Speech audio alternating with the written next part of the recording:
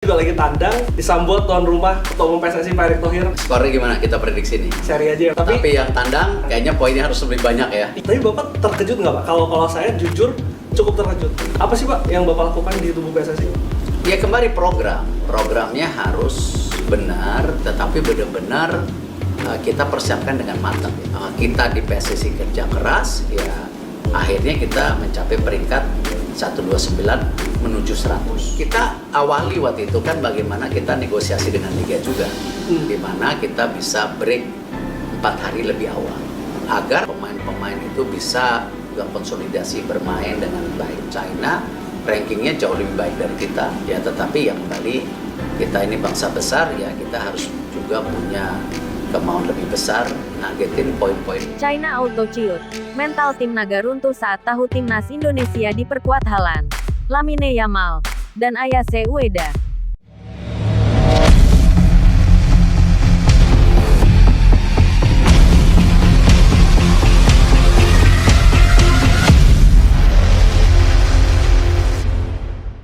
Jakarta, jelang laga panas kualifikasi Piala Dunia Zona Asia. Suasana kamp pelatihan timnas China mendadak berubah muram. Bukan tanpa alasan, kabar mengejutkan datang dari kubu timnas Indonesia. Garuda yang selama ini dikenal sebagai kuda hitam Asia, kali ini tampil bagaikan raksasa baru setelah secara resmi mengumumkan kehadiran 3 nama top dunia, Erling Haaland, Lamine Yamal, dan Ayase Ueda. Ya, striker fenomenal asal Norwegia, Erling Haaland, kini resmi memperkuat timnas Indonesia lewat jalur naturalisasi superkilat yang difasilitasi langsung oleh Presiden Prabowo Subianto dan Ketua Umum PSSI, Erick Thohir.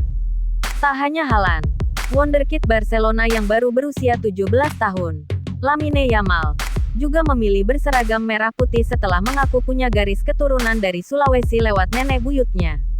Sementara itu, bomber Jepang, Ayase Ueda, yang tampil gemilang di Eropa bersama Feyenoord, juga menyatakan kesetiaannya pada Indonesia, negara asal sang ibu. Menurut laporan media China, para pemain timnas Tiongkok langsung mengalami auto ciut, alias penurunan mental ketika mengetahui daftar pemain terbaru Garuda. Pelatih kepala China, Alexander Jankovic, dalam sesi konferensi pers bahkan secara blak-blakan mengakui bahwa ini adalah laga tersulit sepanjang kariernya. Kami sudah menyiapkan taktik selama 3 bulan. Tapi siapa yang menyangka Indonesia tiba-tiba mengubah wajah mereka? Haaland, Yamal, dan Ueda adalah pemain kelas dunia.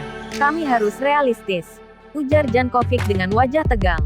Sementara itu, di kubu Indonesia, pelatih kepala Patrick Kluivert justru menyambut antusias atmosfer baru di timnya.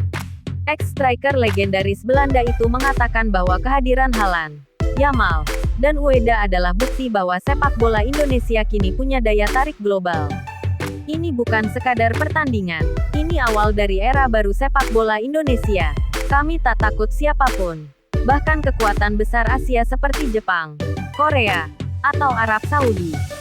Dengan Haaland, Yamal, dan Ueda, kami targetkan Piala Dunia, bukan sekadar kualifikasi, tegas Kluivert. Laporan dari dalam tim menyebutkan bahwa Haaland sudah mulai beradaptasi dengan suasana di Jakarta dan bahkan belajar menyanyikan lagu kebangsaan Indonesia Raya dengan fasih. Sementara itu, Lamine Yamal dilaporkan terkesan dengan sambutan hangat dari masyarakat Sulawesi yang mengklaim dirinya sebagai anak daerah. Di media sosial, euforia luar biasa menyelimuti netizen Indonesia. Tagar-tagar Garuda tak terkalahkan dan tagar Haaland Yamal Ueda sempat menjadi trending topik global. Banyak yang menyebut bahwa laga melawan China nanti bukan lagi sekadar pertandingan, melainkan pesta gol yang dinanti. Di sisi lain, tim medis China melaporkan bahwa beberapa pemain mereka mengalami stres ringan setelah latihan, usai melihat cuplikan video gol-gol Haaland bersama Manchester City yang diputar di ruang analisa taktik. Bahkan, salah satu bek veteran China dilaporkan meminta cuti sehari untuk menenangkan diri. Laga besar ini akan digelar di Stadion Utama Gelora Bung Karno, yang sudah dipastikan akan penuh sesak oleh 80.000 supporter. Tiket pertandingan dikabarkan ludes hanya dalam 15 menit sejak penjualan dibuka.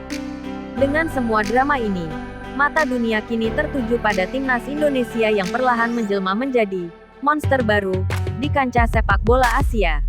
Apakah China bisa bertahan? Atau justru akan jadi korban pertama dari trio mematikan Garuda? Kita tunggu saja. Sejarah besar tampaknya sedang ditulis di bumi Nusantara.